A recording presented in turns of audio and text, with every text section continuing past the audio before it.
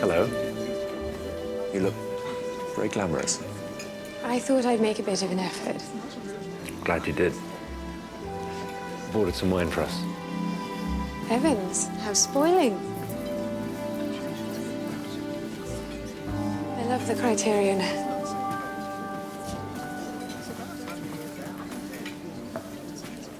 Feels so wild. Be out with a man, drinking and dining in a smart London restaurant. Can you imagine being allowed to do anything of the sort 5 years ago, never mind 10?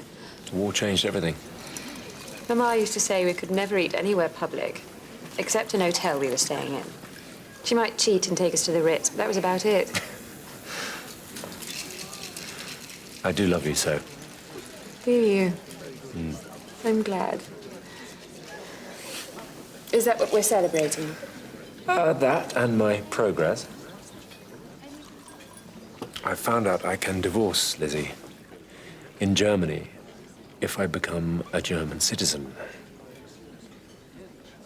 You're willing to become a German citizen? For me? You'd do that? I'd become an Eskimo if it meant I could marry you. But Germany? After 4 years of fighting, you'd join the most hated race in Europe for me.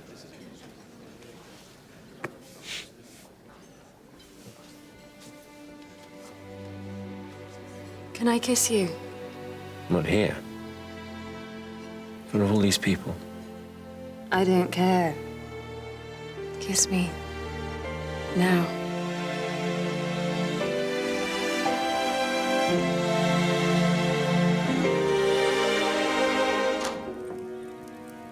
It is you. When Anna told me, I thought there must be a mistake. How did you get here? On the same train as you, but I was traveling in third. Why? Because I didn't want to speak to you in a railway carriage with Tom and everyone else listening. Would you like some tea? Yes, if I may.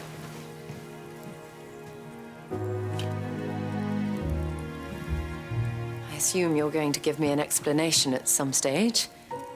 It's not complicated. I've made a long journey to ask a short question. Will you marry me? Tony, you don't know me. How can you say that? We've known each other since we were children. Yes, but with a very long gap in the middle. We only met properly a few days ago, and now you want to spend the rest of your life with me. Yes. That's exactly what I want. I love you, Mary, and there must be a way to convince you. Ah, James. Could you bring us some tea? Very good, milady.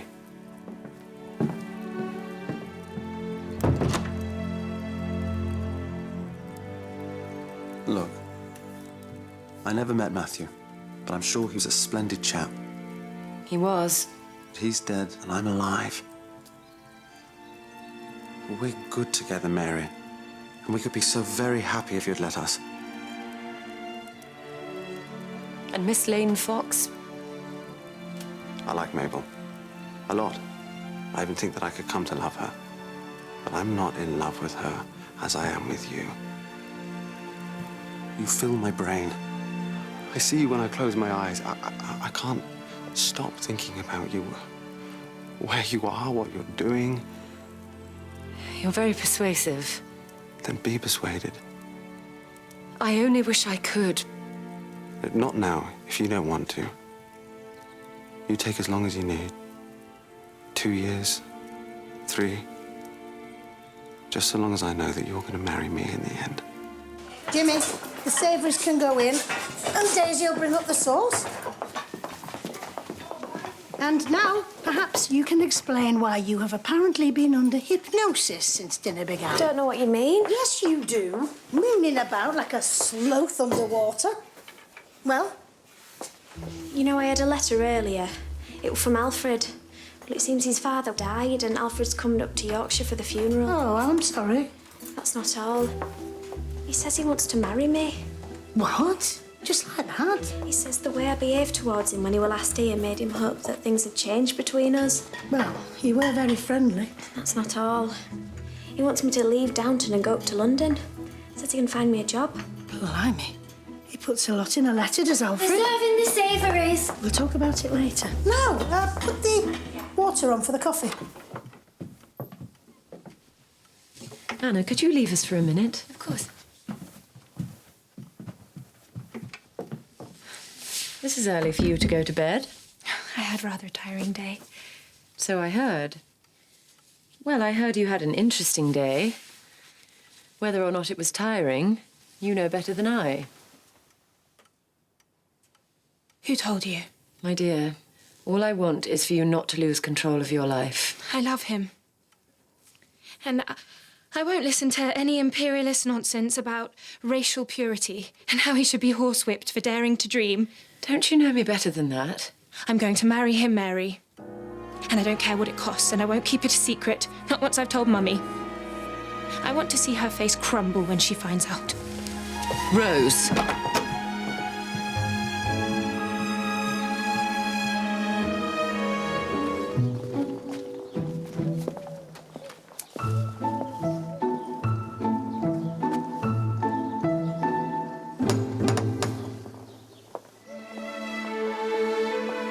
Lord Merton? Oh, well, that is... you're here. Well, hadn't you better come in? Thank you. Well, how can I help?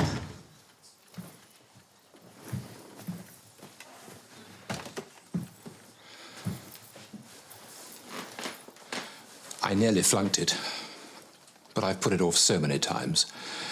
And as I was sitting all alone at luncheon today, I just thought, no, I'm jolly well going over there to say it. I do hope this won't be something you'll regret. You may regret it. I won't.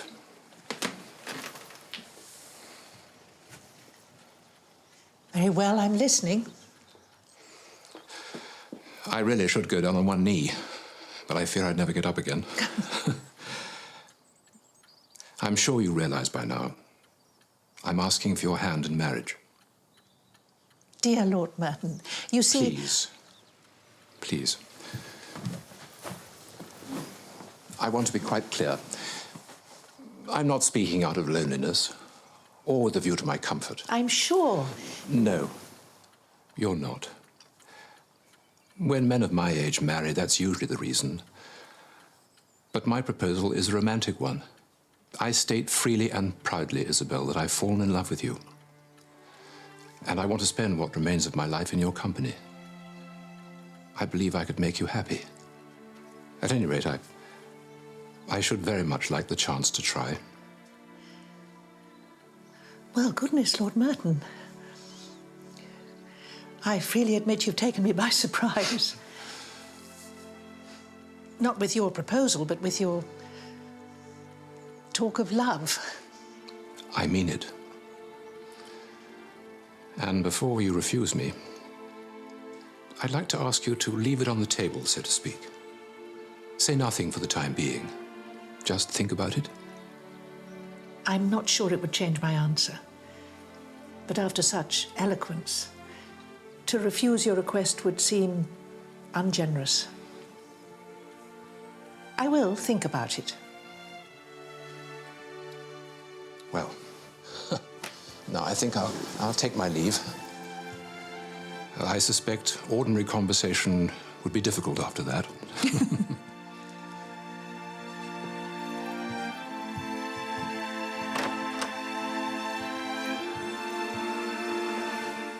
Golly, what an evening. We won't forget it in a hurry. Let us remember it for two reasons. One bad, one good. Oh, what's the good one? I hope it is good. I'm listening. See, the thing is, it occurs to me that we're already having to defend ourselves. Yes. So let's have a real reason to. That is, if you feel equal to it. I'm not going to give you an answer until you say it properly. Do I have to kneel down? Of course. But you don't have to stay kneeling for very long. Rose. Darling Rose. Will you marry me? You can get up now. Come on. We ought to be serious. The truth is that we haven't known each other very long. And they're right, that there are bound to be problems. The way I see it, we both know we're going to get married in the end. We know we're right together. Yes, I suppose we do. That's all I need to hear. I'll telephone tomorrow and we'll settle who tells what to whom and when. Oh, darling.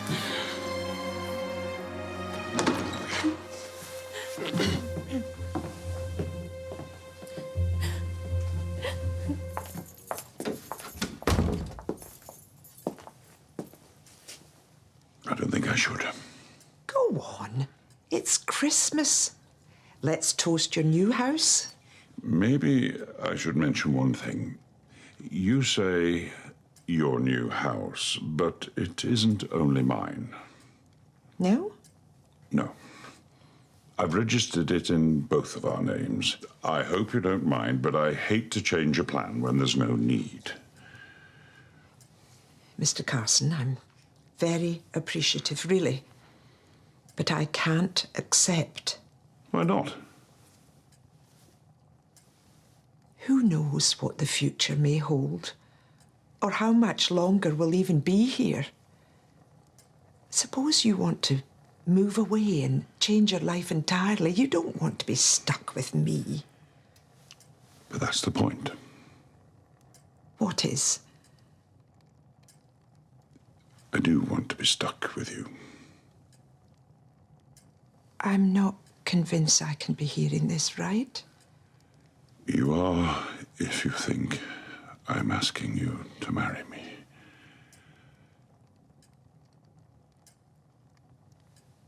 Well? Well, you could knock me down with a feather. But you're not offended. Oh, Mr. Carson, I can assure you the very last thing in the world that I am at this moment is offended. You can take as long as you like. I won't press you, because one thing I do know. I'm not marrying anyone else.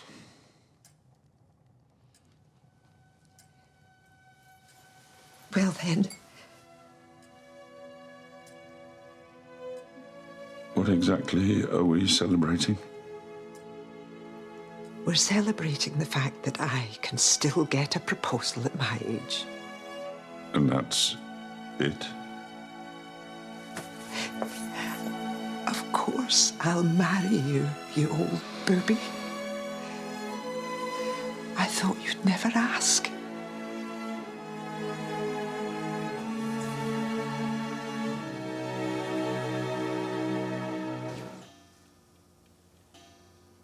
I'm afraid I've got to go.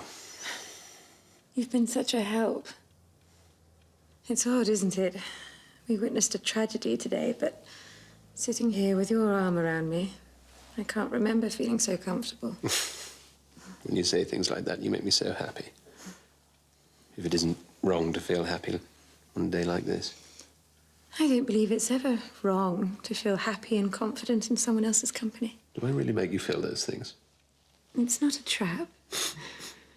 Today has been sad and wretched, and having you here has helped me face it. That's all. The thing is, I'd like to be trapped. And, well, I better just say it. I want to marry you. Oh. You're not offended? Offended? Why would I be offended? I'm thrilled. I'm delighted. I'm just rather surprised. Why? You know I'm mad about you. I don't ever think I'm the sort of girl men are mad about. And you're wrong. Because I am. I know I've not got much to offer, and your father's probably hoping for more than a penniless land agent, but if love is allowed to weigh in the balance, I've got plenty of that. I must ask you something. Would you let me bring Marigold with me? Marigold? Your family's ward? You see, I'm much fonder of her than anyone else, and I'd hate to leave her behind. If she means that much to you? Of course, I hope we'll have children of our own before close of play. Oh, absolutely. I'd like that too. Does that mean you accept? Not quite. I'll have to think about it. I'm sorry to be a killjoy, but I must. Be my guest. I'm not going to marry anyone else. Not until after you've broken my heart, anyway. I'll go. Kiss me first. And I promise I won't keep you waiting too long.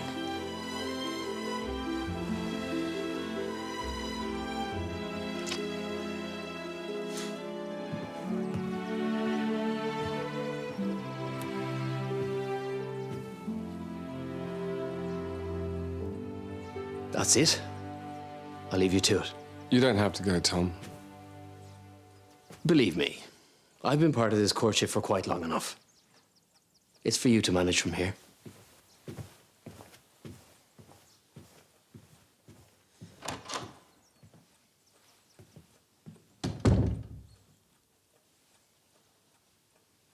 Well? Well, what? Mary, the last time I saw you, you threw me out for saying that I loved you. Now you've whistled and I'm here, but I don't know why. Because you were right. Because we are in love with each other.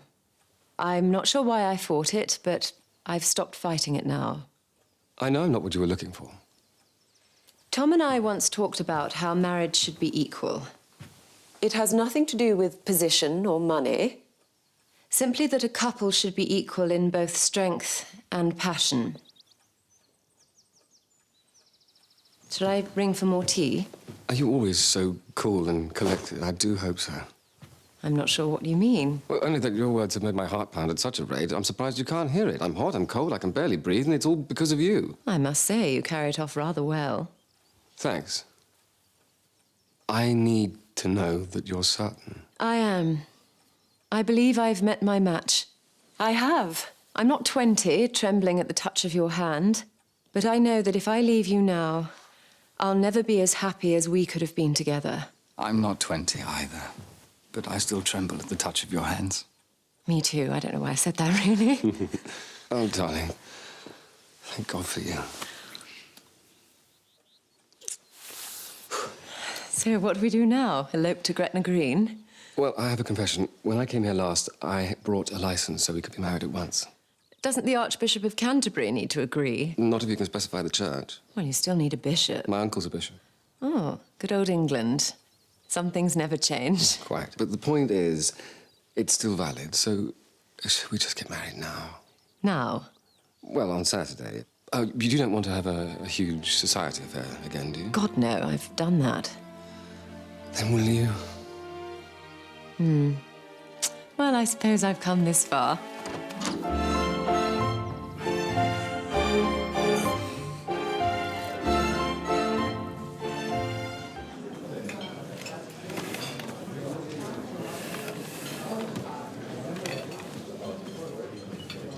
Is this all a setup? Somebody tipped you off I was in London. Was it Papa? It was Mary. Mary? How? What did she do? She booked the table and got your aunt to play along. They thought you might not come if it were me. They were right there. Will you stay now? Please. May I bring you a menu, my lord, and perhaps a drink? Thank you, yes. We'll have menus and 2 glasses of champagne. Bertie, I don't know what I'm doing here. You broke my heart. I'm not blaming you exactly. I know why you felt you had to. I want you back. Nothing's changed. I've changed. Well, if you haven't said a word to me about it. I don't believe you'd have spoken now if Mary hadn't telephoned. I would have, I promise. But what's different? I still have Marigold. You have your mother. I've never told her we'd split up. Well, we have. Would you believe me if I said I couldn't live without you? You've done a pretty good job of living without me lately. I've done a very bad job. Milady.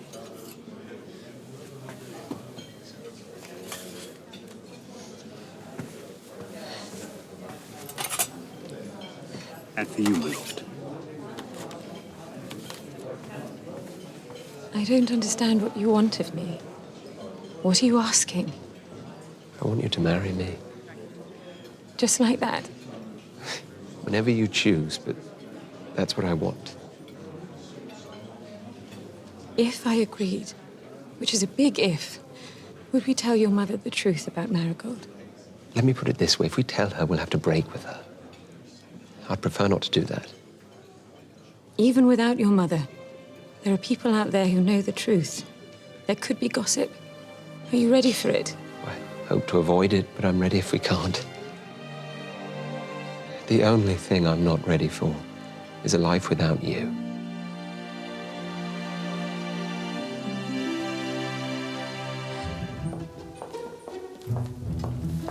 Has anyone told Lord Merton we are here? Certainly not, nor will they. You don't need Mrs. Crawley to take him off your hands anymore, do you? And you won't have to wait long. So he lies upstairs in the shadow of death and does what you tell him. Why should we disturb his peace? I heard Lady Grantham's voice. I can well believe it. Why did nobody tell me they were here? What's he doing downstairs? He caught me unawares. And why have you stayed away? She didn't stay away. She was denied entry. What? Is this true? Of course not. Right, here's what we'll do. We'll go up now and speak to your valet. He can take everything you need to my house this evening. Father, this is all unnecessary and unpleasant. Might I suggest that we... No, I've let you steer us long enough. In future, I'll look after your father. Surely it would be No. better for us. Larry, as my son, I love you, but I've tried and failed to like you. Will you please leave me to get on with what remains of my life? But this is your home. Not anymore. Take it, and may you have joy of it. And furthermore, I intend to marry him as soon as it can be arranged. This is ridiculous. Father, Mrs. Crawley wants to take you away from your son and your family and kidnap you into marriage. What do you say? How perfectly marvelous. And who can argue with that?